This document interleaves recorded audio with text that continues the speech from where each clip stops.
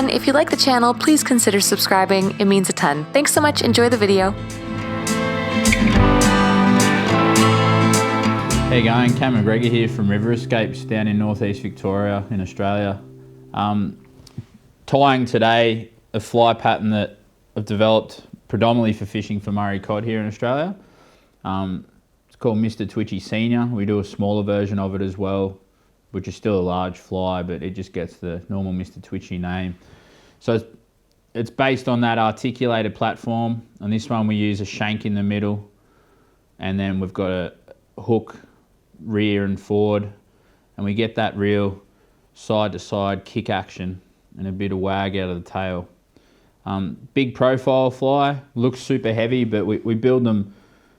You'll see the techniques that I'm going to tie with today. We build them so a lot of illusions built into the fly.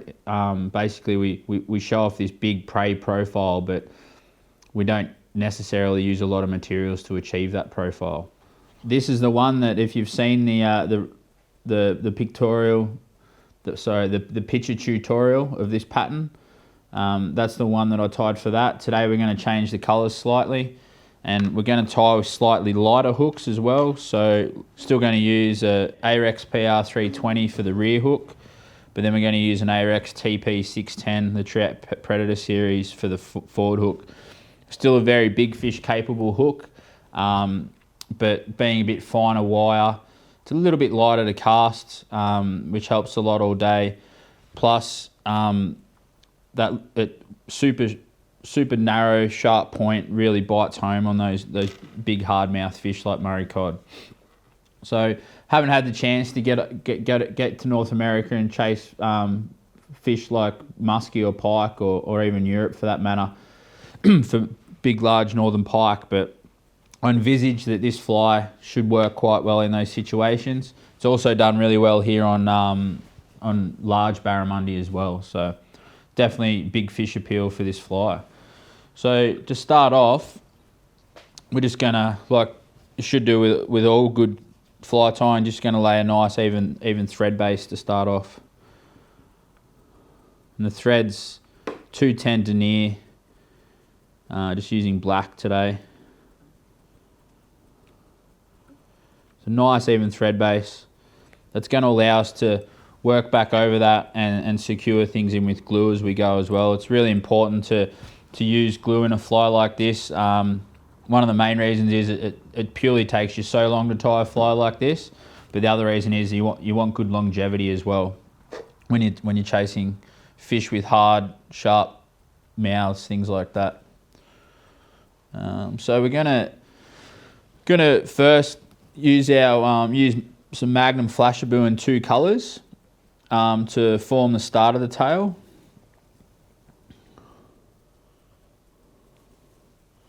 And it's going to be 3 strands for each colour. So just trim back to the cable tie in the middle there. So yeah, 2 colours of Magnum Flashabou. So all up, so we've got 3 strands there. We're going to double each bit over so we get 12 strands in total, about 1.5 times the length of the shank of the hook. So I'm going to keep referring to the shank of the hook, and it helps us helps a lot with fly tying in general, that you can use it for your proportions. So that's our shank there, that straight piece of hook. So full length, and about there. So we get about 1.5 in total.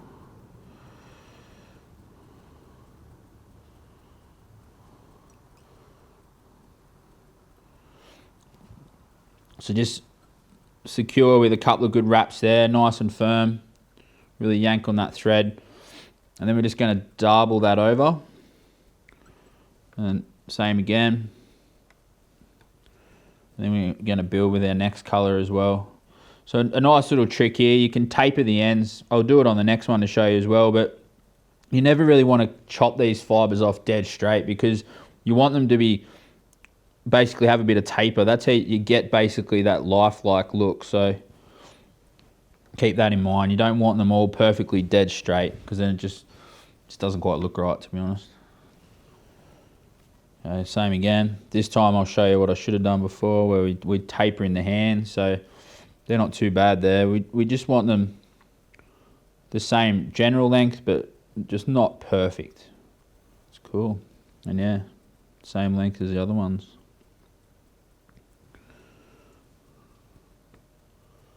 And just spread these out so we get a mix of the black and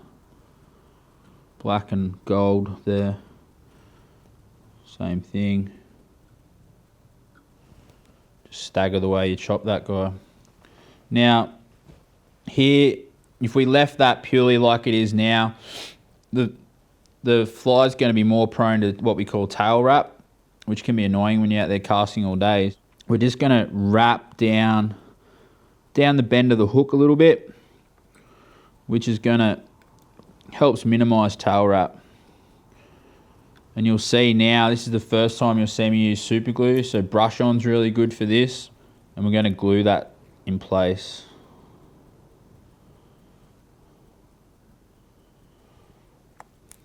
We're going to form our tail, the rest of our tail out of strung rooster saddle. So it's not buying these feathers, it's not like where you buy it where it's still attached to the skin of the bird. You'll see there that you get bulk feathers, all fairly similar, and it's just literally put on a string. So we're going to make this tail out of brown and olive, just a couple nice contrasting colours, and it's going to contrast well with the orange and the olive that we're going to use for the body of the fly. So you just see here, I'm just working out, getting feathers that look like each other basically. Get rid of that guy. So you'll see there that they're very similar feathers, so they're going to look quite uniform there on each side of the fly. So yeah, done the same there with the olive side as well. So we end up with two nice colours. We're going to put the brown in first. So yeah, we've got our two matching feathers here. We're going to line them up so the tips are even, so then we know that they're the same length. Then we're going to reverse one over. The idea is that these, instead of being straight and in line with the hook, like a normal, we shouldn't say normal, like something like a deceiver, instead they're going to kick away from the hook. Now, we want these feathers to be slightly shorter, only a few mil of our flash. And our tie-in point, we've brought it forward just slightly in front of the barb of the hook there. So I know that's where I want to be, and I'm going to pull those fibres back off the stem of the feather, and I end up with my nice stem there to secure to. Now it's a matter of laying those feathers on top of the hook and getting a stem of each feather to go down either side of the hook. And then it's just three loose wraps, and then you can align those feathers, make sure they're behaving like that one is there now, and then you can yank on it. Tight, tighter, tightest. Trim those up. Now that's half our tail feathering done. We're going to grab our olive ones, and then we're going to do the same. Reverse them in hand so they're kicking out, not in. Line the tips. Pretty close to the same length as the other ones. Strip back.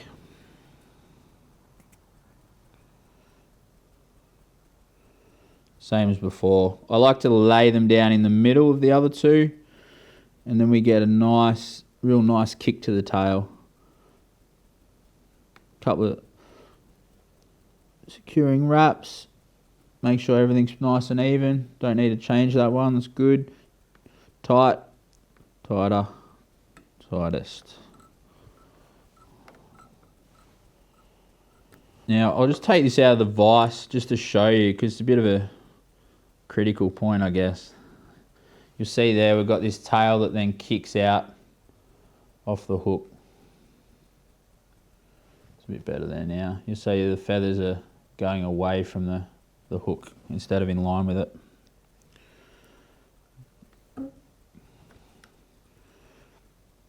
Tidy that up, a few wraps over it. And just a little bit of super glue. Make sure that tail doesn't go anywhere. Now, I've advanced my thread forward about a third of the shank of the hook. And now I'm going to use marabou in 2 colours.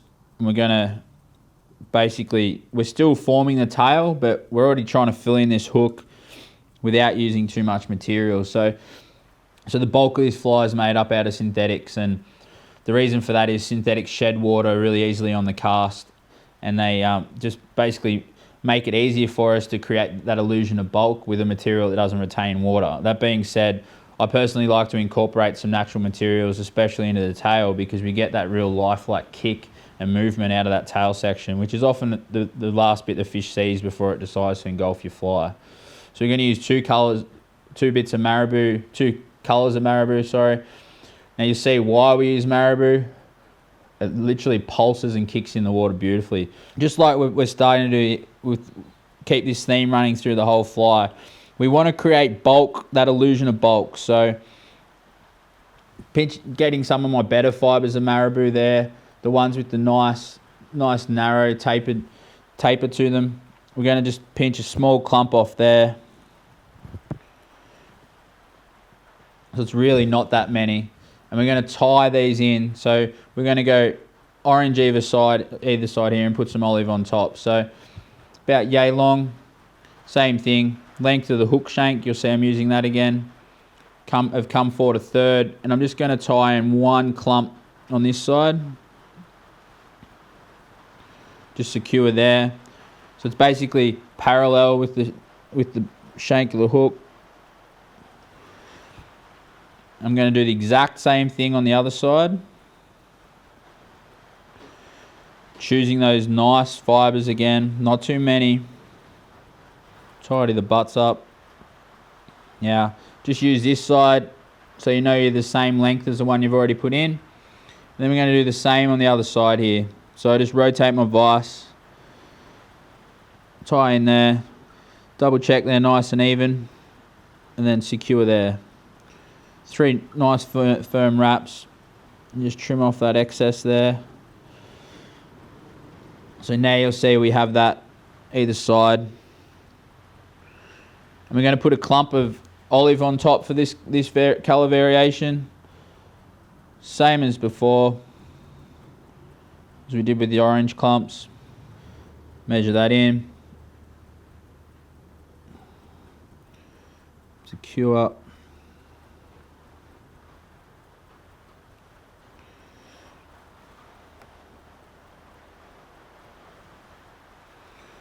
You'll see there we've got this nice pulsating, kicking tail combination of the marabou and the rooster saddle feathers. So just tidy those butts up, a few wraps there. Now we're going to lay a base of glue here, not too thick, so we're just going to secure in and just a light base of glue, not too much. Now we're going to make up our underbody with the start of our synthetics here. This one runs through the whole fly pretty much, and it's what we call Palmer chenille. A few different brands make something very similar, and this one's in the medium size, just an olive for this fly. So it basically gives us that nice translucent look in the underbody. Secure that in. You'll see this stuff's single-sided, so it's going to wrap. We just got to make sure that we get the fibres to kick out. So advance forward there, leaving about the last third free. So I'm going to secure my Palmer chenille in, and I'm going to advance it forward. I don't want to pack it too tightly. I'd say I'm going to get 5 to 6 wraps through there. So 1, 2. So it's trying to roll over. Just play with it and get it to do what you want it to do. So it should be kicking back. So fairly open wraps. Or you can use the rotary function of your vise if you like. So just advancing forward. Just making sure those fibres are aligning the way we want them to.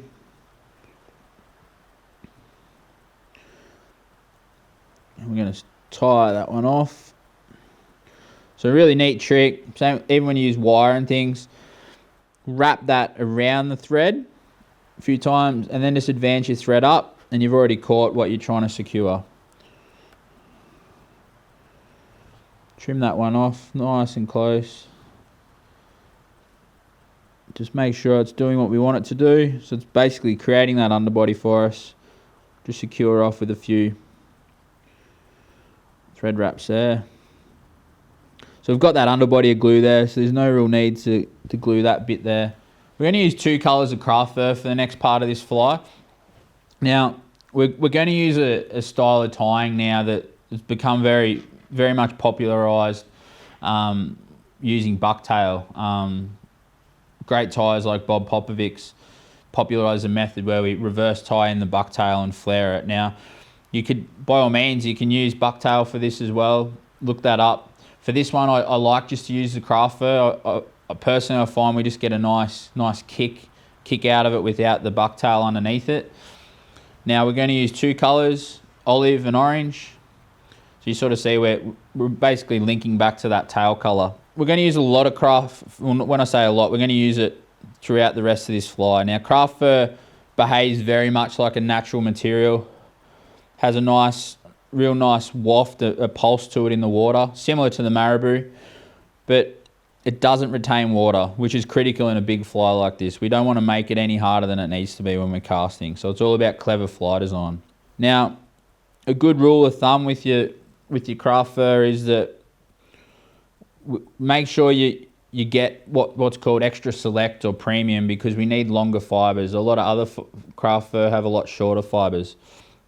Now, you want to basically, when you wind it firm and tight, you want about yay much worth of craft fur there. So I'd say maybe the size of when wound up nice and tight, about a little bit thicker than a matchstick. Now trim that off the patch as close as you can to the bottom. Now, fly tyers aren't the only people that use craft fur, hence the name. It's important that you realise that we really want these fibres here, but you actually get an underfur. So it's very much made to replicate real fur, I guess. So this is where our comb comes in very handy. And you'll see here, I get that. So that underfur is no good to me in this fly. It's just going to create excess bulk. So make sure you comb those fibres out. Now, with your nice clump of craft fur, we want our first batch to go in on top of the hook, basically slightly longer than the shank going back over our marabou there. So it's just a matter of then reversing it around. Now tying the first one in straight in on top of the hook shank.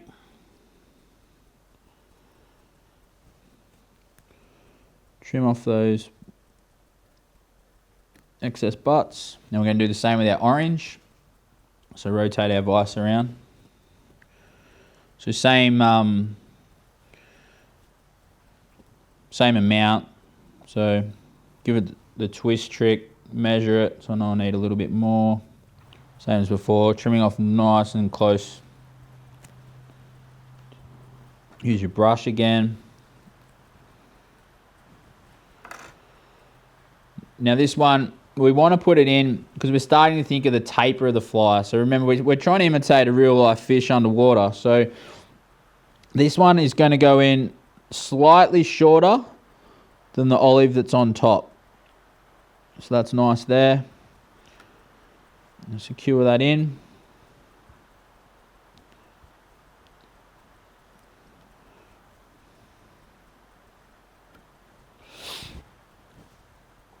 Now, let's wrap over there. So this is the whole hollow flay technique. I'm going to use the most expensive tool on my vise. It's literally just the barrel of a pen. So we want to come in inside the top and bottom clumps. And we're going to use our hollow pen and we're going to push back over the fly. Just stroke our fibres back. Now hold those securely and just advance your thread forward straight through the materials. Now we're going to use our thread base here, a base of thread, to hold the materials back and flare back. So I'll just show you here. If I stop there, I've already got them going back the way I want them to go. Now I know I need just a little bit more there. And that's it. You see now we've got that whole illusion of bulk starting to happen. By flaring those materials out, it gives that basically that deceiving look that this fly is a lot bulkier than what it actually is. Now just secure that one off. Let's go in the right direction. Everything looks pretty good there. Okay, so we've finished securing off there. Now we're going to create even more of an illusion of bulk here. We're actually going to incorporate a bit more flash into the fly. So I'm going to use the gold again. I'm going to need 2 strands of that. So 1 for each side.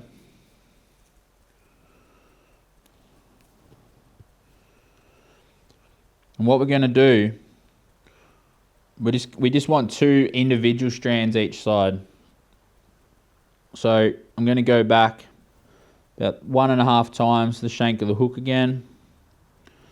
Lay 1 in there directly on the side of the hook. Just a few securing wraps. And then I'm just going to double it back over. So I've made 2 out of 1. I'm going to angle that one slightly forward, slightly higher, sorry. So imagine almost like a V. We can trim that one off in line with that. Now I'm going to replicate that on the other side as well.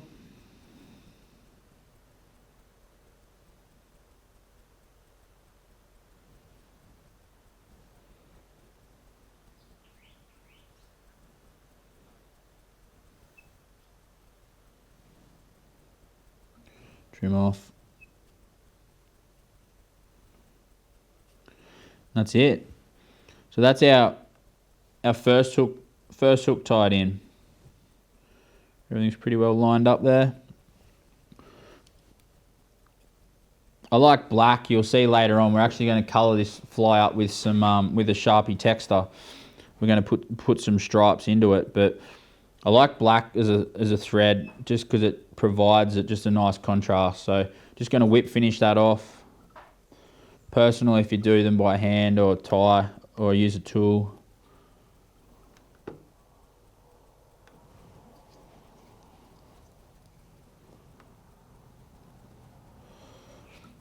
Trim that one off nice and close. Now, feeding into that whole durability aspect, we're going to use a little bit of glue here, super glue here, just to lock the thread in place. So realistically it's not going anywhere after that, but we're also going to use some UV cure glue. So just to cheat a little bit with your glue, you can set it a little quicker. So yeah, we want to finish this head off. We used our glue, super glue already there, but we're also going to start to use some UV resin. So it realistically probably doesn't need it, but it's going to look nice above all, but the main reason we do it is just to increase the durability of our fly. So this is just a thin UV resin.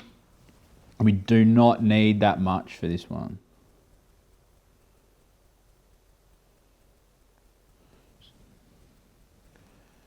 So yeah, we're just using thin UV resin. If you've got the brush applicator, we didn't need to put much on, and we're just going to use the brush just to even out over the fibres. Sorry, over the thread.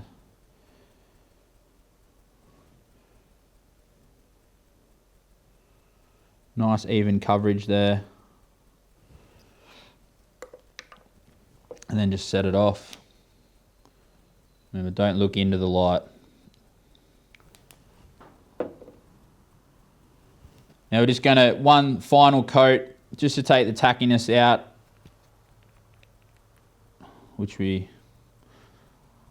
that stuff I just use ends very much tack free, but it might be just an old habit, but I still like just to finish it off with Sally Hansen's clear nail polish.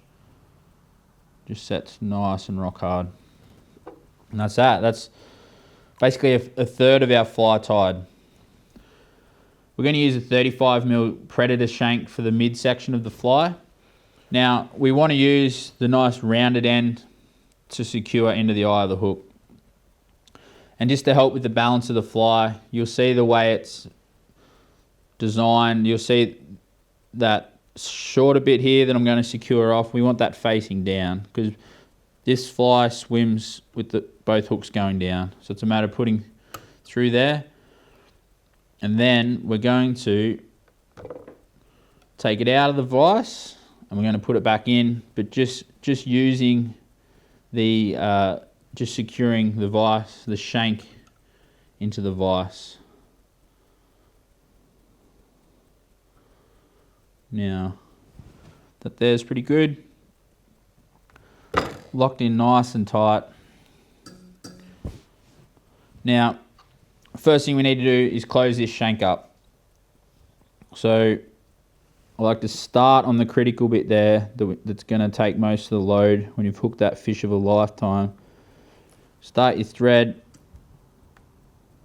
You'll see you can put a lot of pressure on that thread without breaking it. But what you do have to be careful of here, we do have slightly sharp little points there on the ends of the bits of wire. And it's just a matter of lining everything up to start with and then securing forward. I like to 6, 7, 8 wraps forward, then really lock forward. 1, 2, 3, 4, 5, 6, 7, 8. Really lock forward.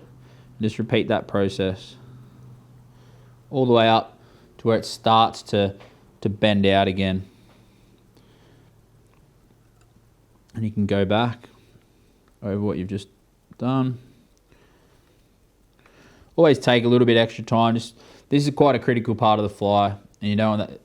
The chance of that shank letting go are quite slim, but just make sure you've got supreme confidence in it.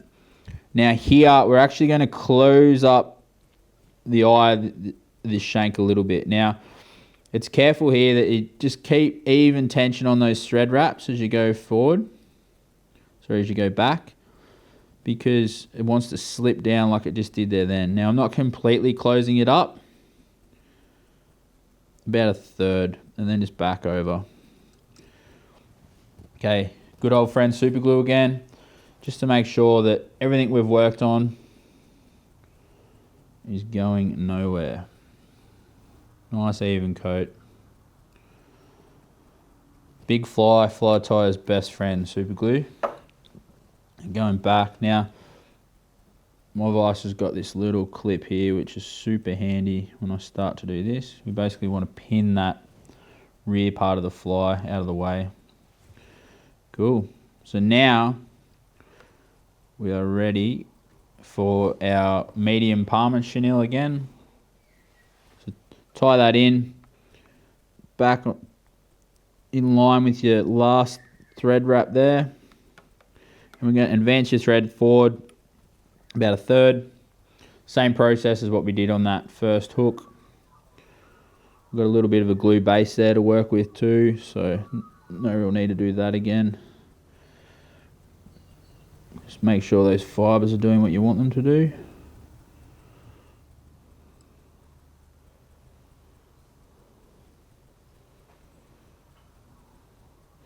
So yeah, same process, forming that underbody for the fly. That almost halo look when it's in the water. Secure off over that. Back to our craft fur. So we're going to keep this colour scheme running through. Orange on the bottom, olive on top. Same thickness as we did before, about a matchstick thickness when you compress it.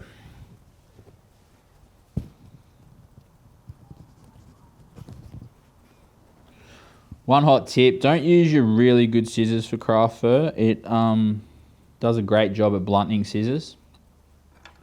So you'll see I'm using quite a cheap, inexpensive pair. Same thing, comb out the underfur. Now we want this one here, because we're starting to build that almost fish shape in the water. We want that to be slightly longer than our fibres that we used for the rear section. Same as before. Reverse around, just double check. We want that one facing forward.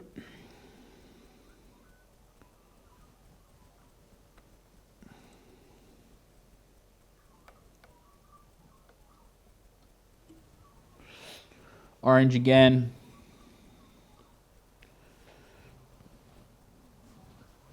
Same thickness.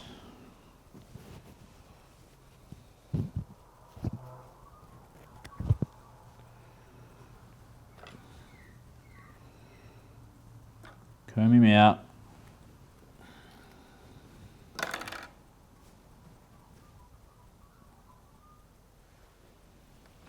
Same as we did before on the hook. Slightly shorter than the top fibres. Secure in place.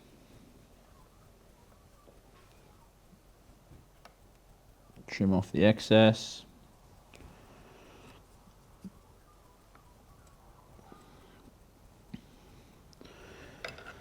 Good old pen again, same as we did before. Going to flare those fibres out enough and then bend back there. Don't put in your mouth like I normally do. Bend back there. Then we're securing in front. Now these fibres here now that make up the midsection of the body, I don't want them to kick back as much as the tail. I actually want them to sit out more, well, prouder, not dead vertical, keeling back a little bit. We've got our craft fur there, angling slightly back, just a little bit past vertical. Now we're going to tie in our Parma chenille again. We're going to advance that forward.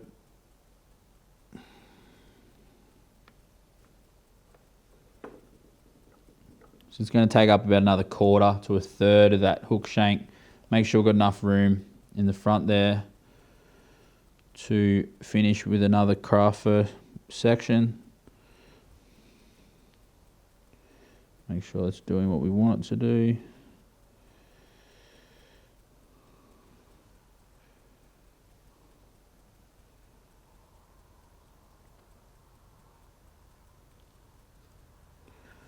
Tie off.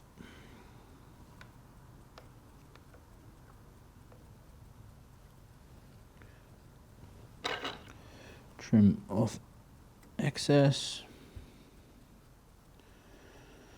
Now, craft fur again.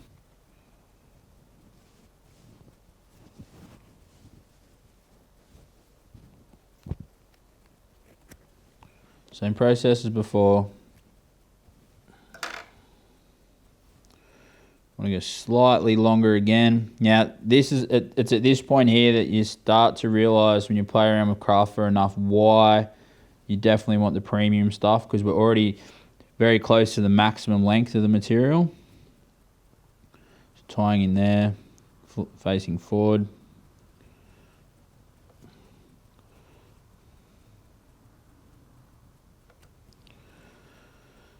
Same on the bottom with the orange.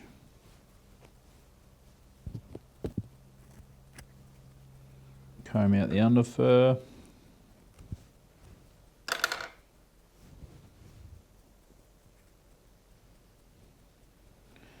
Slightly shorter.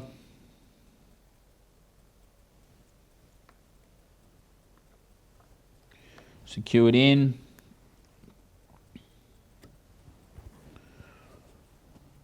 And flare back.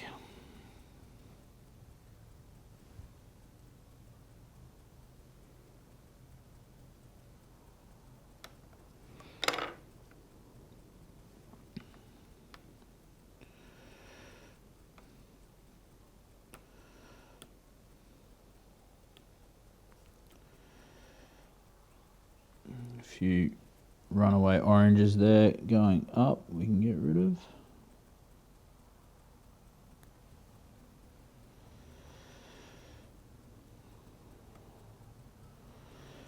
So yeah, you can see there that we're really starting to build that taper on that fly. We want to add just a couple more strands of flash in either side as well. So want a bit more gold again.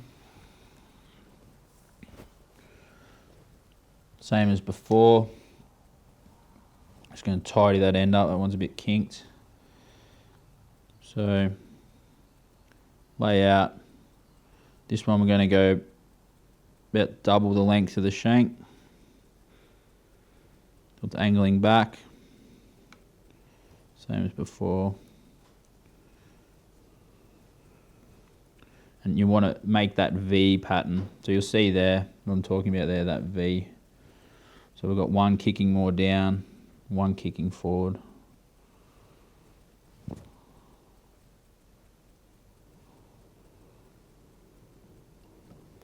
Flash is a bit of a personal thing.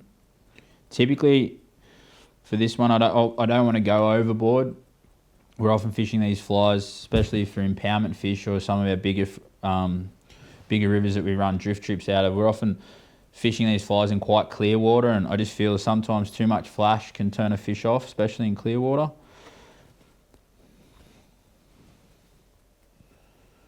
Now, measure up your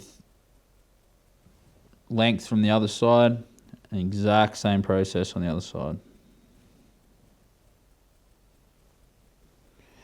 That being said about flash though, I know pike fish like pike and muskie, yeah, seem to like a bit of flash, so feel free to experiment.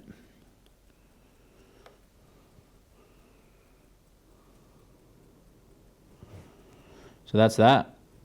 Now we're going to finish that off just like we did before.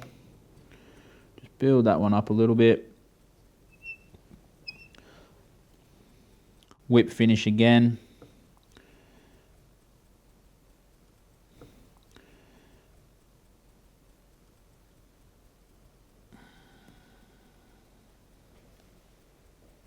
Trim. Our best friend super glue.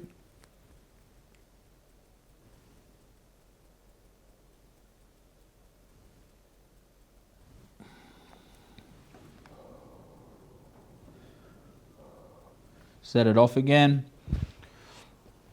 Same as before. Just a bit of UV resin, the thin formula.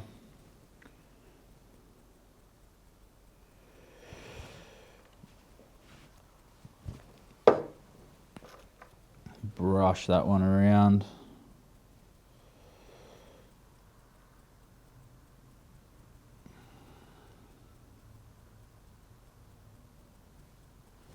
Set him off.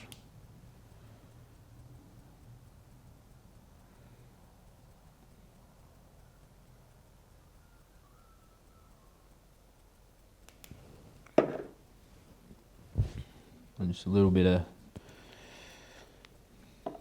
Sally Hansen's nail polish.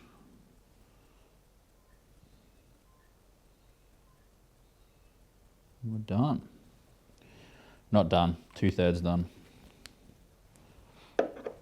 Just give that a little bit of time to cure. In those early stages, just rotate that vise and you're going to get a nice even coverage.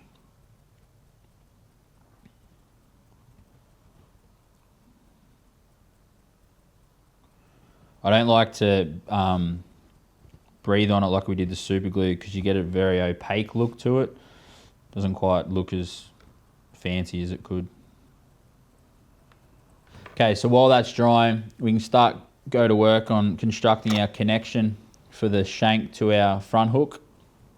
So we're going to use 7x7 nylon coated wire. Now I like to use 90 pound, which I know some people that are experienced with these sort of flies are going to cringe at a little bit.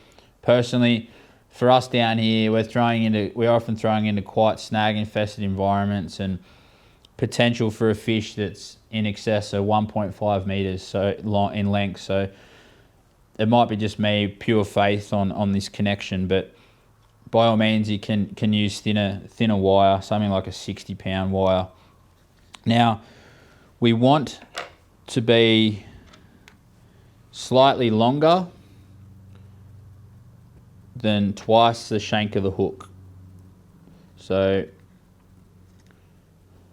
the reason for that you'll see shortly. So that's twice the shank of the hook, and we can just add a little bit more. Trim that one off.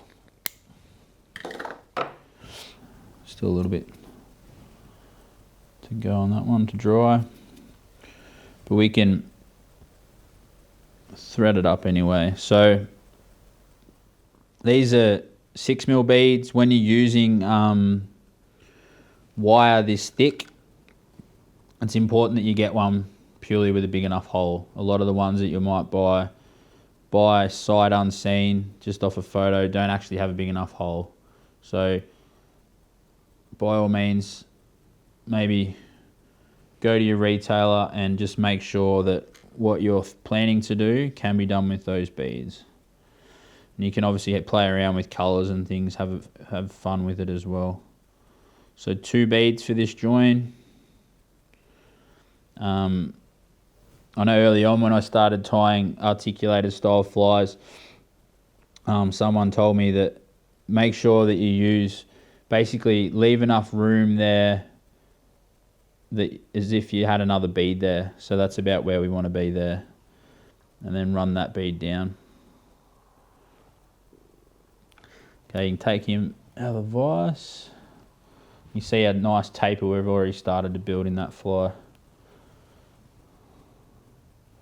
And just leave that one to one side. Now, our front hook, it's another 6.0, but it's the rear hook, the PR320 is a stinger style. This one's a super wide gape pattern. I do like it based on this. It's honestly more equivalent to an 8.0 in some hooks, just how big that gape is. So secure that one in.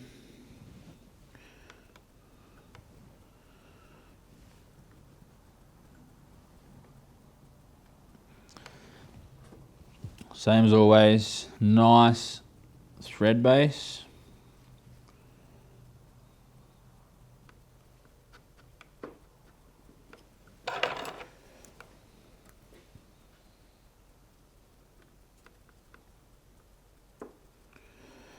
So this one I like put on a little bit thicker than I probably normally would, purely because we're about to glue this connection in as well as secure it with our thread. So we want a nice base of thread for that glue and wire to bind to. So grab our rear section. Now it's important here that we lay this in nice and straight. So it's not too bad if they kick a bit here, but pinch that, basically the start of the wire, the loop that you form between your thumb and forefinger, and just lay that in straight in line with the top of the hook. Now, just like we did securing our feathers in for our tail, just start off loose, align everything so it's nice and straight.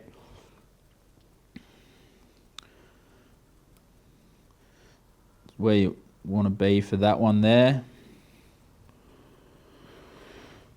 So that's how we want that to be aligned there. Those 2 beads, the first one just resting on the hook. Everything's nice and straight. Double check it, and then really yank down, just like we did when we secured the shank together. About 8 wraps forward, and really yank on it. Just making sure everything's sitting on top of the hook there. That's really going to help with fly balance and things. And while we're talking fly balance, the next bit's quite critical to that. We're allowed enough length with our wire that we're going to double that back over just to form the ultimate in strength as far as the connection goes. Now, make sure that you double back over and you're going to lay it along the side of the hook.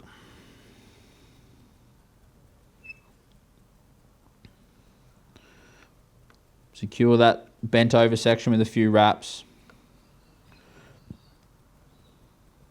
I'm going to do the same on this side. So I'll just show you from that side how I'm doing that, just bending over.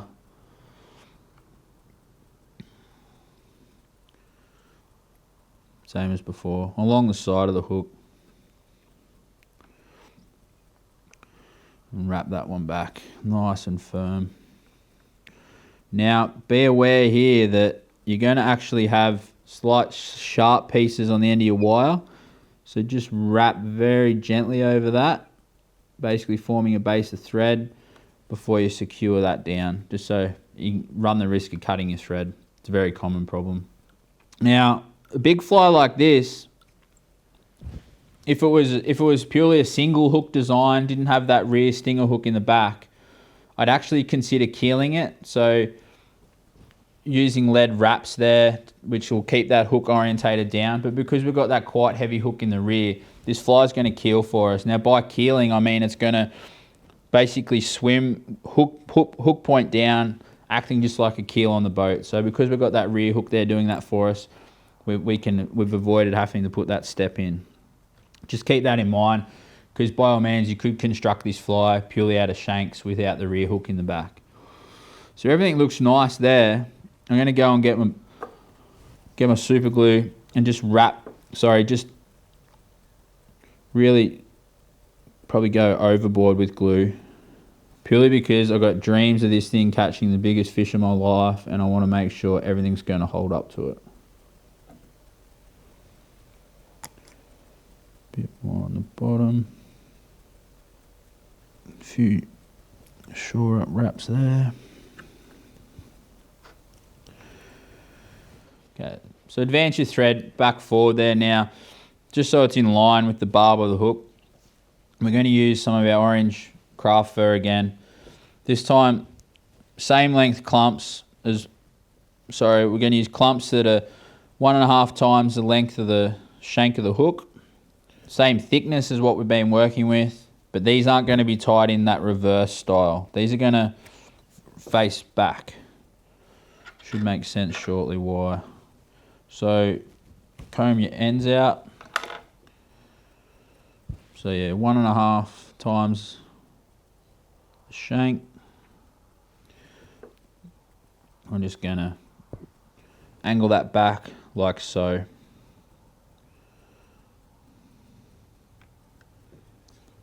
Slightly kicking down on a slight angle down. I like to, once I've got it sort of secure, pull out off it. The idea is these are going to kick out to the side a little bit off the fly, and we cover that joint up a bit. Trim your butts. Same again, just on the other side.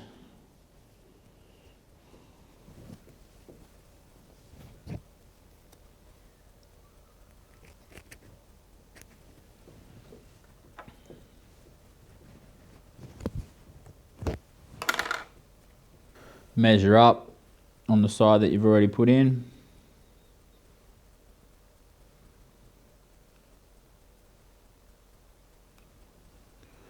I'm going to do the exact same on the other side.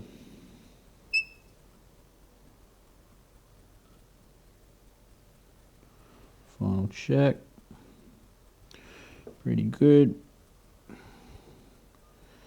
Same as before.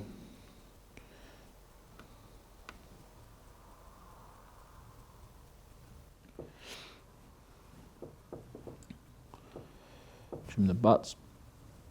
You know, we've still got a bit of residual glue there from securing that wire in, so there's no real need to go over that too much with glue. Just secure him back in.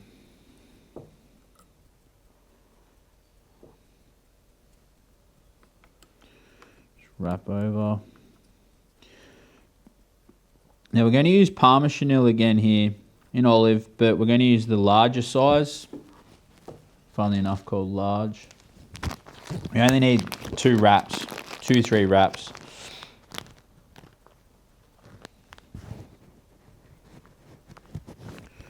cut too much there, but I can use it on the next fly. So secure in on top.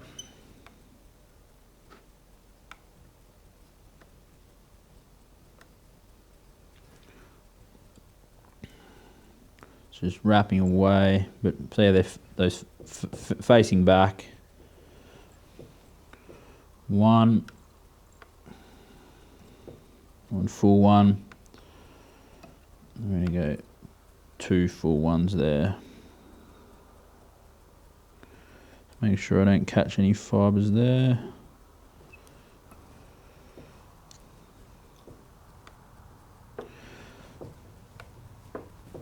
Trim off underneath. There's a couple of stray ones going forward. We can just kick them back quite easily. See there? We've covered up that join. Pin him back in.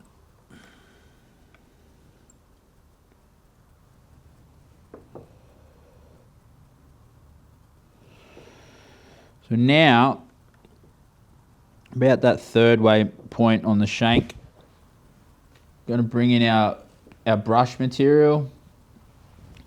So this is a 5-inch Baitfish brush, it's called.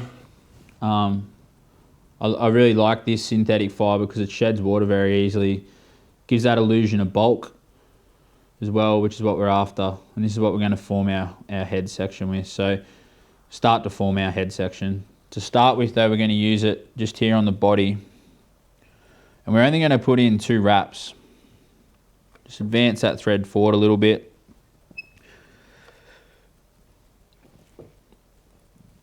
Secure on top. Being 5-inch, you'll see it really fills these big flies up quite well. Now, a good trick with this, I'm going to actually, I probably should have used my clips earlier on in the process, but you'll see here a trick I learnt watching fly ties from Europe with tying pike flies. Using these little hair clips really holds everything back nicely, and it's really handy when we start to wrap this brush. So 5-inch material, so make sure we've got all our fibres aligning to the one side. And then, but just holding back as you wrap them in, they behave themselves.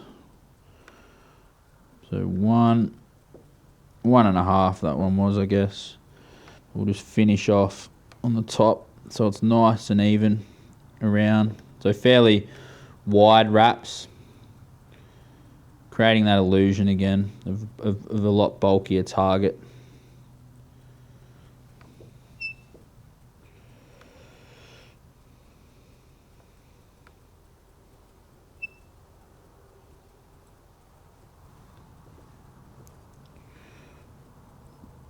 See there, we've got fairly nice even coverage, what we want.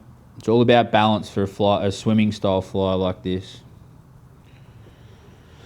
Now, you already used them before. End cutters are very handy. They let us get in nice and close on things, and definitely the way to go cutting these brushes. Now, I've separated the wire there. Sometimes you might need to use your scissors as well. Just neaten that one up.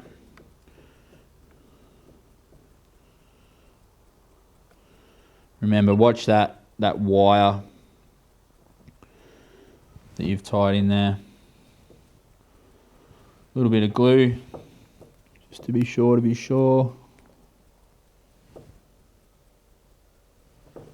Okay, so just some securing glue there. Now we're going to bring our flashaboo back into it. We're going to add some black back into it now.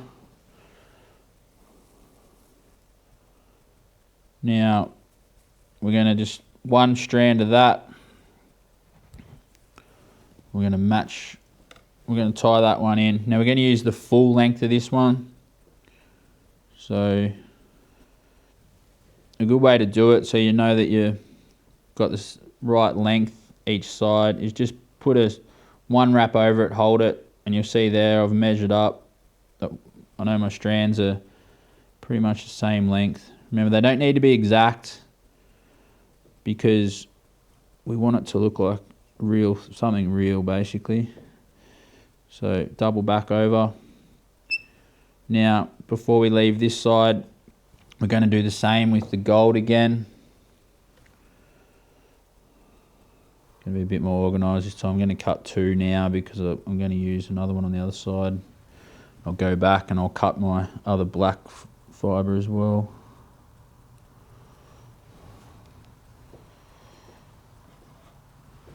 Okay, same process. I'm just going to trim that one a little bit.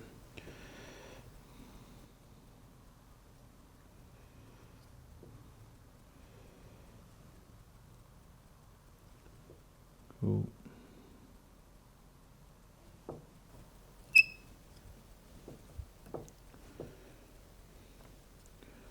Doubling back over. Now I can drop that hair clip out now. You'll see that we've extended those back a little bit further, those fibres, compared to what we've tied in before, just so we get that layering effect happening. And we're going to do the exact same on the other side.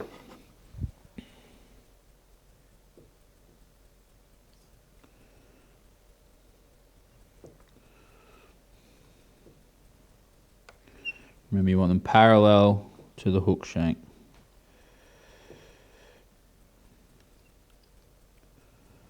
Blacks in.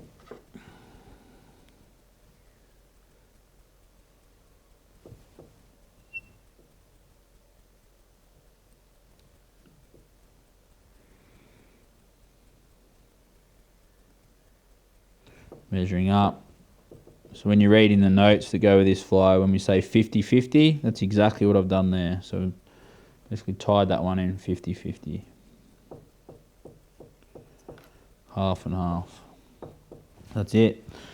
You can always just look at the front of your fly. I probably went a little long on a couple of those. Great. So now, make sure they're going the right way. Now, I actually like to double check I've got 4 each side. I really like here, just when I'm happy with the way they're laying and aligning, just to put a little bit of glue in here at this point. Just on the bases of the flash. It just holds them in place, and that doesn't want to wrap in under the fly when you're fishing it. So grab our clip again. That's going to help. That clip holding everything back, we're going to make sure that we've got that glue setting where we want it to set. Okay, now we're going to, it's probably one of the critical bits of this fly. When I first developed this pattern and ones like it, I wanted to be able to create this shape head, which then basically creates that swimming action of the fly. Now, originally to achieve it, I used to use standard chenille, just like you see on the body of a woolly bugger or something like that, and I'd wind it underneath, which would allow me to flare out the brush material and get that side-to-side swimming action. The problem with that was it used to retain a lot of water on the cast and basically make it a lot harder work casting that fly. So by utilising this method, and popularised by a tyer in the States, Blaine Chocolate, this body tubing material basically allows us to create that head shape. It's been a godsend the way that he pioneered the tying with the tubing. Now, we're going to bring our thread forward. This is a 1/4 inch or a 6mm tubing for people in the southern hemisphere. So I've pre-cut that tubing, 5 centimeters in length. Now we're going to place the tubing. You'll see here it's pretty critical where I've finished with my thread. Now I'm just going to bring that tubing in over the hook, and it's at that I'm going to secure that in with my thread.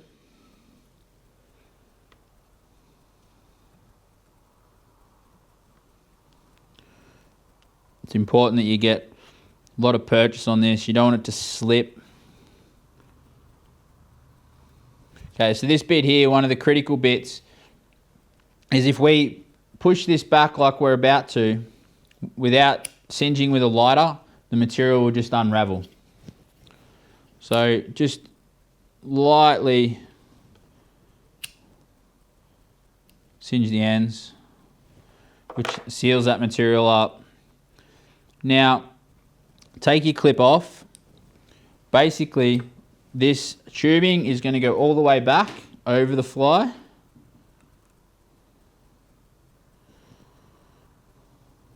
Like so.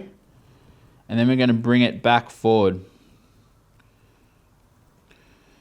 We want to bring it back right where we were before. Secure in. Now while you're getting the hang of this, and I still do it to be honest, we're going to push it back again, and I just want to make sure that I've created my underbody shape that I want, and I have. So that there is going to do all the work for us where that chenille used to. So just advance that guy back forward, yank on that thread, really bind down. I'm going to glue before I whip finish here, which will, it's almost like a welded connection. A few wraps down into the glue.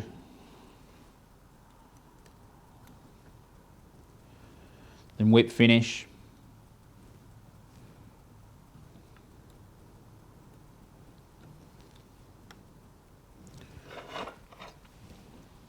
Trim that off.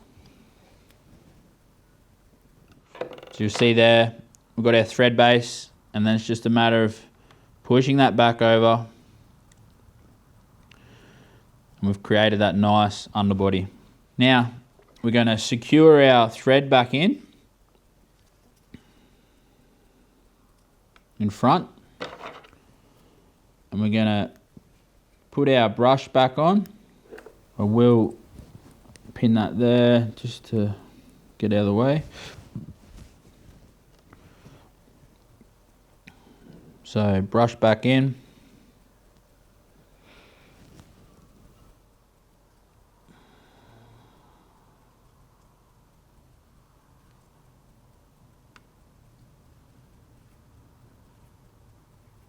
Okay, same as before, we're going to stroke those fibers back. Now three wraps in front here is going to form a really nice head. So one,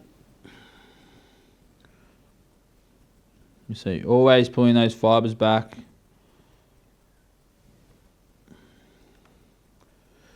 Two,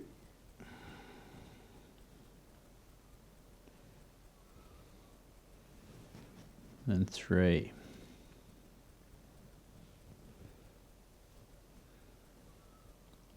So separate the fibers, secure up.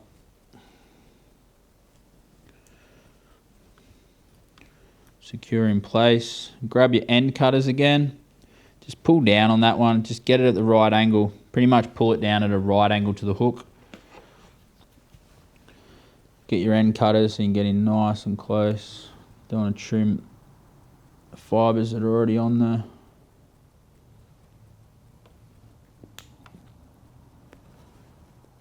Uncut. Okay, couple of wraps there. There you go. I got lucky here.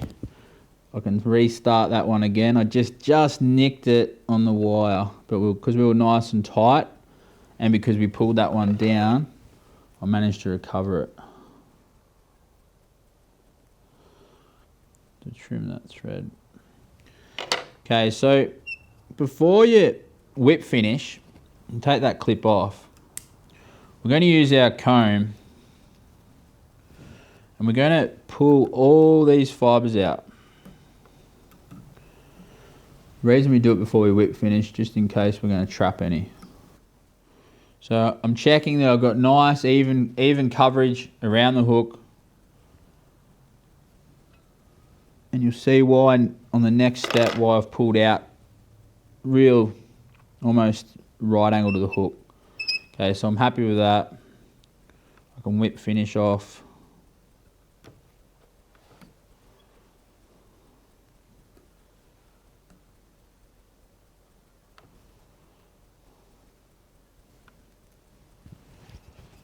Okay, trim off nice and close to the hook, and we're done.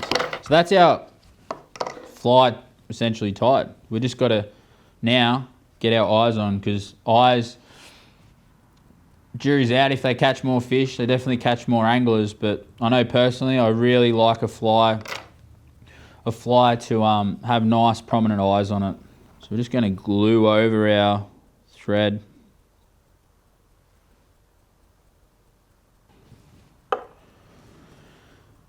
Okay, so we're going to use 13 mil eyes for this pattern.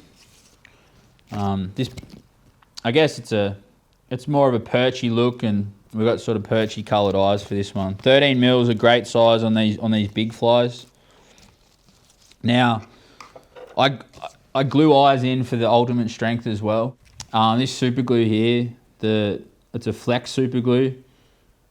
Extremely good product, and we're going to use it to basically form our under securing of the eyes before we then further secure with UV pure glue. Now, these stick-on eyes, we could just stick them on as is and glue over. It's still nice and strong. I just find after a while that this glue connection appears to be the ultimate strength so far. So we want to basically put enough glue on that's about the same size as the pupil of the eye. Now, using the hook under the material as our reference point, I'm just going to bring these fibers back a little bit. Now, it's a matter of placing the eyes so the hook runs through the center of the pupil. And we're going to repeat that on the other side.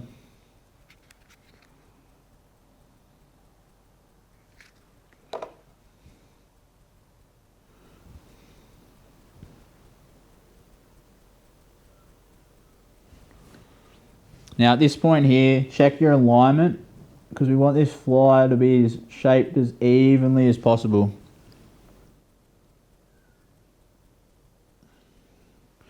So I'm pretty happy with the alignment of the eyes there. Before that glue sets, we're now going to bring in our UV cure glue. Now we're going to use the thin, the same as what we used before, finishing off those heads on the other sections of the fly and the shank. What I like to do here is basically tighten up my rotation of vice so it'll lay nice for me. Okay, so I'm going to work in above the fly. So I'm going to get just in a little bit. I'm just going to use this UV cure glue to set my eyes in place initially, which then is going to help my glue get that nice connection underneath. So just a little bit on the leading edge of the eyes, and then hit it with your torch. So you'll see there now, that one before with the brush material wanted to lean out off the fly. Now we've managed to secure it in place there. So it's going to allow that super glue to set properly for us. Now we're just going to go again on the other side.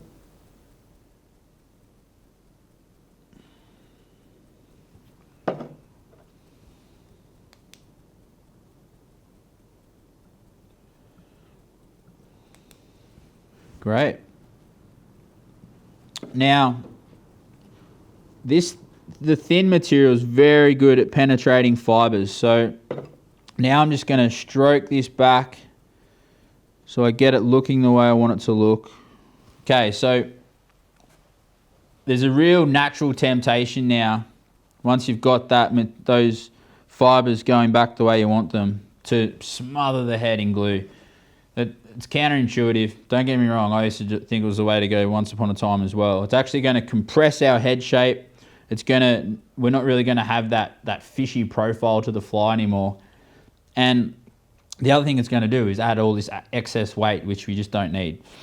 So we're just going to go again now. Just lay it, just a bead of the thin UV cure around the edge of the eyes. So you've literally just got it trickling out of the tube. Set that one off. Going to do the same on the other side.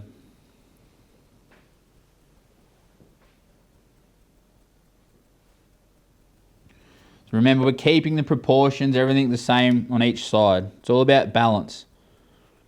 We want that fly to really kick for us. And to do that, we need to generate a nice even head shape. Think of if you've ever looked at a conventional lure, they're perfect, and that's how they achieve it, with that balance and to get that swimming. Now, before we finish with our thin UV cure, we're going to put a joining strip between the two eyes just above where we finished our thread. It's just used to establish that head shape,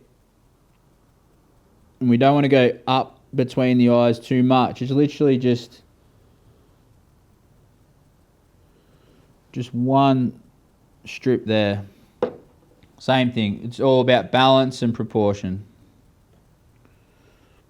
If I went too much there on that one, I'd have this fly that looked like that there if I secured there. So just by putting a bit there, I still get that bulky profile, which gives off an enlarged prey image to the fish. Now, I'm going to do the same on the underside. So just pull my fibres back. This helps me align all my fibres where I want them to be as well.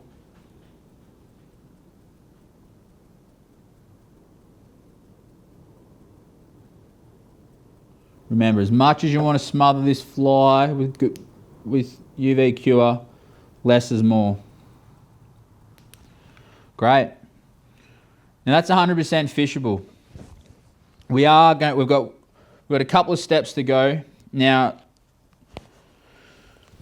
and this is all just playing. It's worthwhile taking an extra 5 minutes just to make this fly as durable as possible. So now we're going to use a Flex Mix UV resin. Now I like to brush this one on. I don't need to go real thick with it.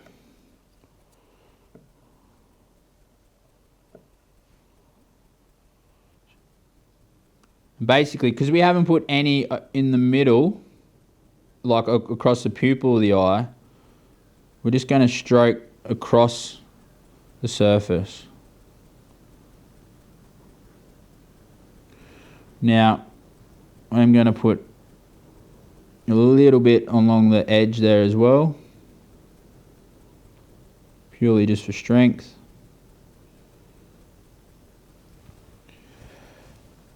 Cure that one off. Just enough to set it, and then we're going to come back and go over it. Same on the other side.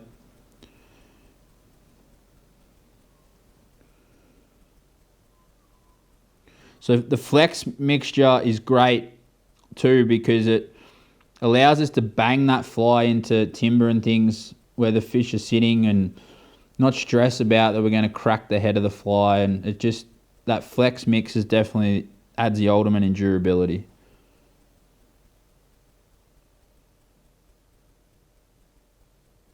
Great, a little bit there on the edge.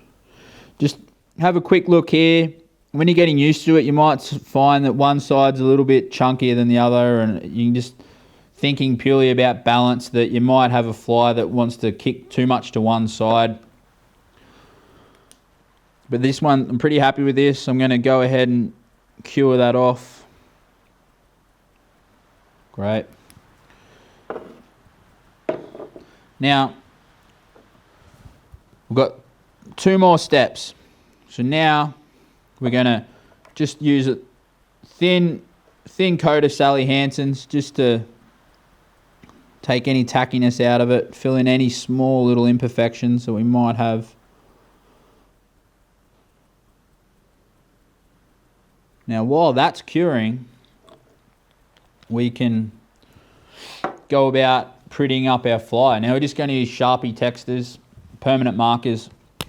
I really like a prominent red line. I pretty much do it on all my flies, on these big ones where they'll take it, like the colour, and you'll see there it's just to almost represent gills. It might look like a struggling baitfish underwater, flaring its gills possibly. It's quite a common feature in conventional lures as well. So we're just going to grab, hold it tight, colour that in just a little bit. You'll see that the cool thing about these, this synthetic material, it readily takes these markers. So many baitfish, baitfish for the fish we're chasing. We have a fish over here called an English perch, very similar to the yellow perch, and it's the exact same fish that you get in Europe as well. They've got prominent black lines down their flank. We do tie this one up. Actually, you'll see in the pictorial one that you can do it in a we call them redfin or a perch colour, which I guess this one is too. Nearly coloured in with red. That would have looked silly. So just a black one this time.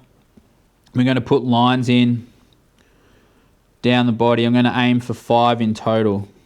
So one there. I like to do like a triangle shape.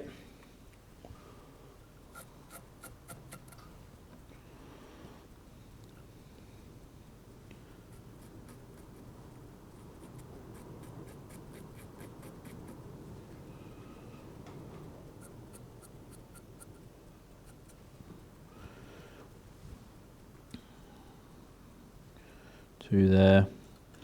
Now don't go too heavy on the craft fur because it can mat the material. Not what you want after you spent so long tying a fly.